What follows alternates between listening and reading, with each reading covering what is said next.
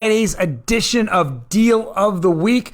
Hope everyone out there is having a good week and is going to enjoy that heat all weekend long. But we have some hot deals going on right now and want to shoot one over to you today. So first of all, we are the House Heroes. My name is Troy, and that is... I'm Ryan over here. And typically we have little names underneath our pictures, but unfortunately Ryan has technical difficulties today, and so we want to identify ourselves.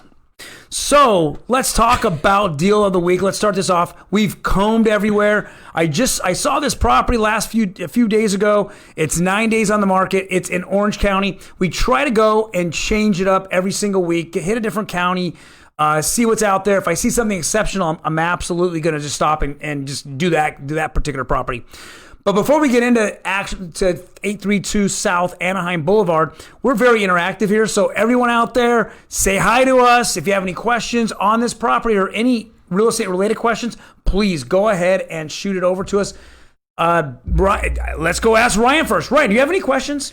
Yeah, I want to know, how do you spell heart? Because this description says, welcome to this beautiful home in the heart of Anaheim, H-A-R-T. Well, that's for another program called MLS Nightmares, right? When we actually see the worst of the MLS and we see the properties and the pictures and descriptions and wondering if we all aren't in sixth grade. Right. So... well, Ryan, tell us a little bit about this property in the county of Orange. Well, it's in the H-A-R-T of Anaheim, and it's 3-bed, 2-bath, just under 1,600 square foot.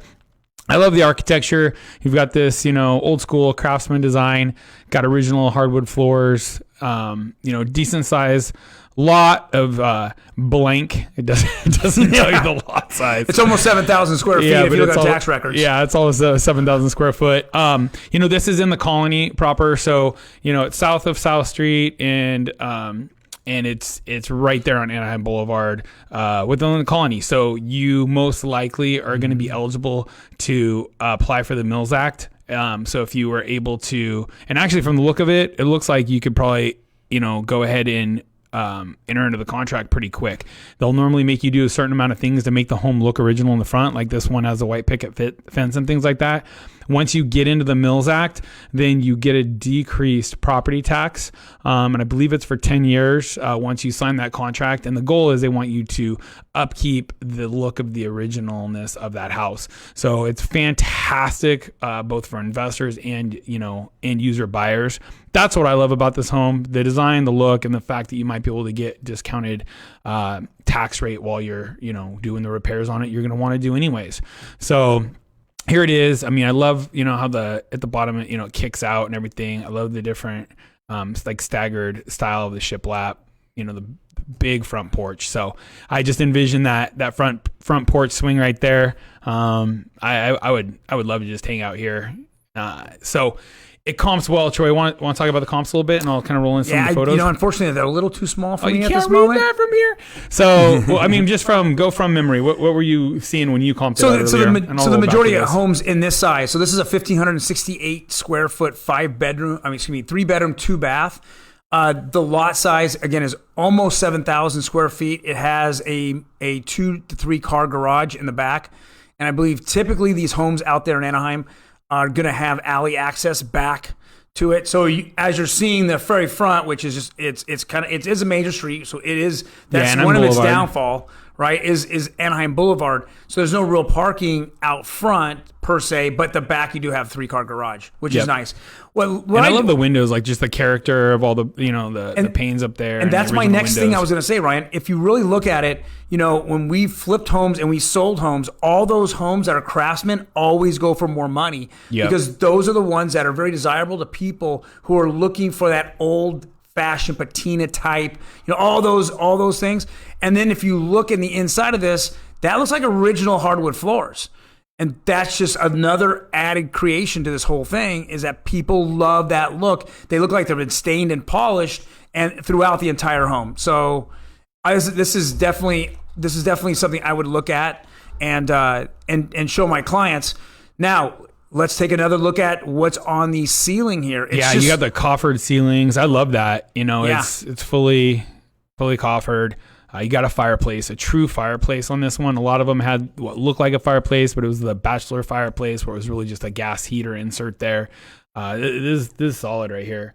So it does have original heat in it. I would definitely want to upgrade to central air and heat. Right. But here again, just you've got those nice like dormer style tops on this window, and it does have a lot of original windows throughout.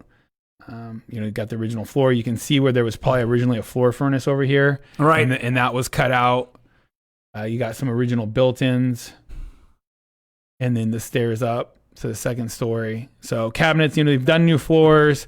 They've redesigned it a little bit. They've got the fridge back with the laundry.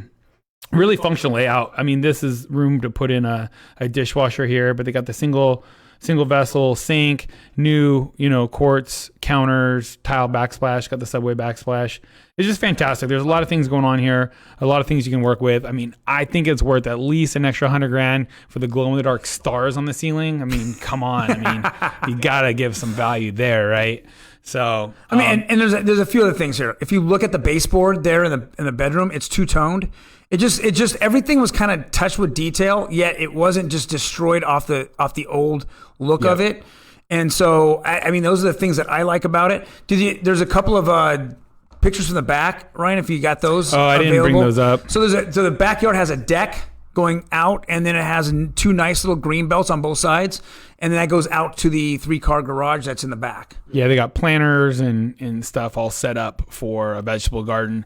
But these are the comps. So, if it wasn't on Anaheim Boulevard, some of these comps are pushing 680, 745, like Troy said, 660 is just solid right here. So if you're a first-time home buyer, this is a solid entry point for a great home with a lot of character. I know down on the other side of Anaheim Boulevard, just outside the Colony, they're building, they've got the new mixed use live space where you've got the downstairs office, and then the 2 floors above that are all live space. So they got the live work right there near the liquor store and a lot of the new breweries and stuff they're putting in. So being on Anaheim Boulevard here, you're very close to the packing house. So you've got all the new breweries, all the new food establishments and stuff like that. It's just a really hot area, especially there's so much going on with the redevelopment of Anaheim. They've got all of around a Honda Center is going to be fully developed with new live space, workspace,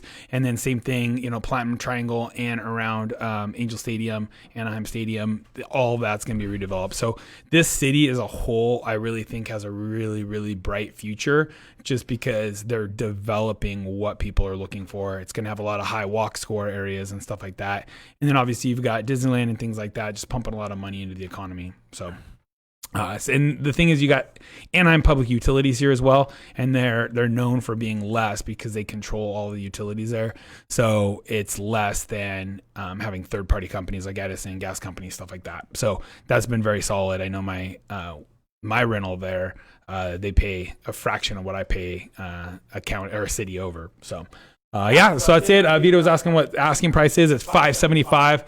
This is a solid home for somebody looking for a move up or a first time home buyer. Yeah, so and this is really and this is some of the entry level here in the heart of Orange County.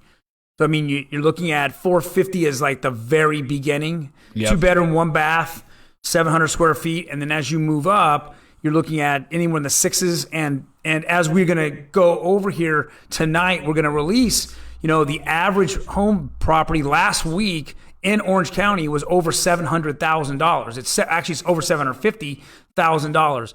So this is well up below the county average. So again, thank you guys for hanging out with us a little bit here for Deal of the Week on Friday.